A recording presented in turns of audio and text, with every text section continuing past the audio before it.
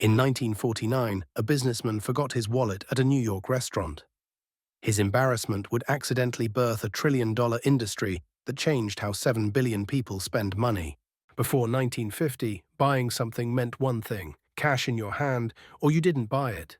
There were no exceptions. Sure, wealthy people could write checks for large purchases. Department stores offered installment plans for furniture and appliances. But everyday purchases required cold, hard cash. Traveling was particularly dangerous. A cross-country trip meant carrying hundreds of dollars in your pocket. Lose it or get robbed, and your vacation was over. February 1949. Major's Cabin Grill, Manhattan. Frank McNamara, a 35-year-old credit specialist, sat at dinner with his lawyer and clients. The meal was excellent. The wine flowed, then came the check, and McNamara reached for his wallet.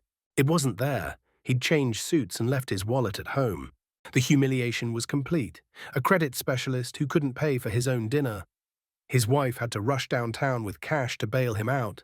But during that embarrassing wait, McNamara had an idea. What if you didn't need cash or a specific store card? What if one card worked everywhere?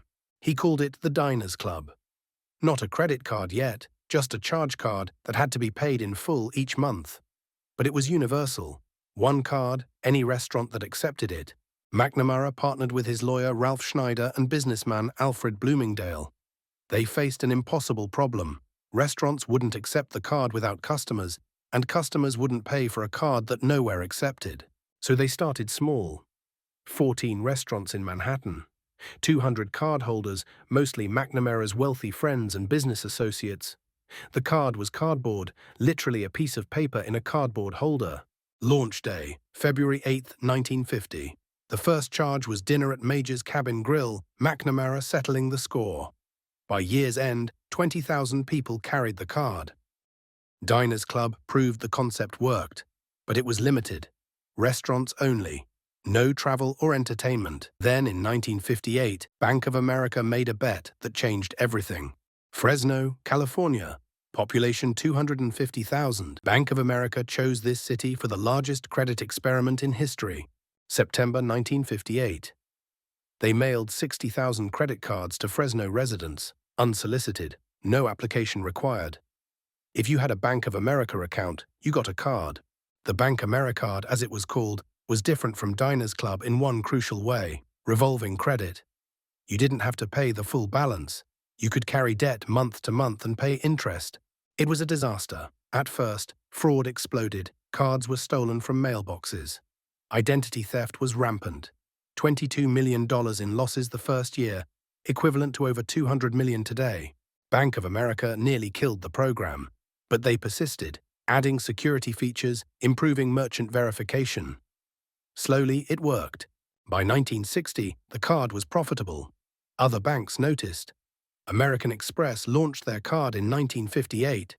MasterCard formed in 1966. The race was on. The cards themselves evolved. Plastic replaced cardboard by 1959. Embossed numbers allowed those satisfying ka-chunk imprint machines. In 1970, magnetic stripes were added. Now the card could store data. That black stripe was revolutionary. It contained your account number, expiration date, and security codes. Suddenly, authorization could be electronic instead of calling the bank for every purchase. The 1970s saw explosive growth. Bank Americard became Visa in 1976, going international. Acceptance symbols appeared in store windows worldwide. The credit card became middle class, not just for the wealthy. By 1980, the average American had 3 cards. By 1990, 6 cards. The plastic was multiplying. Then came the internet. E-commerce was impossible without credit cards. Amazon, eBay, every online store all required that 16-digit number. The credit card enabled the digital economy. But magnetic stripes had a fatal flaw. They were easily cloned. By the 2000s, credit card fraud cost billions annually. Enter the chip. EMV technology, named after Europay, MasterCard, and Visa, created unique transaction codes that couldn't be reused. Europe adopted chips in the 1990s. America finally followed in 2015. That little gold square made cards nearly impossible to counterfeit. Fraud at physical stores dropped 76% after chip adoption. But chips weren't the end. Contactless technology arrived. Tap to pay, Apple Pay, Google Wallet. Your phone became your card. Your watch became your card. Today's credit cards have traveled far from McNamara's cardboard. Biometric cards with fingerprint readers. Virtual cards that exist only online. Cryptocurrency cards, cards made from ocean plastic or metal. The numbers are staggering. Over 1.1 billion credit cards in circulation in the United States alone. Americans carry an average of $6,000 in credit card debt. The global credit card market exceeds $5 trillion in available credit. 70% of US retail transactions now use cards. Cash, once king, is becoming obsolete. Some stores don't even accept it anymore. Frank McNamara died in 1957, just 7 years after his invention. He sold his stake in Diners Club early, never seeing how completely his embarrassing dinner would reshape civilization. His forgotten wallet solved a problem, paying without cash. But it created new ones: consumer debt, spending beyond means, financial stress.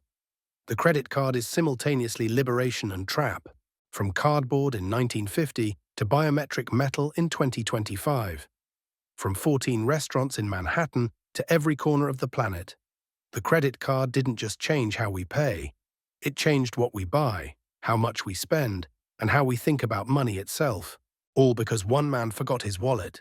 If you enjoyed learning how an embarrassing dinner created a financial revolution, hit that subscribe button and ring the bell for more stories about the accidental inventions that changed everything. What everyday object should we explore next? Let us know in the comments.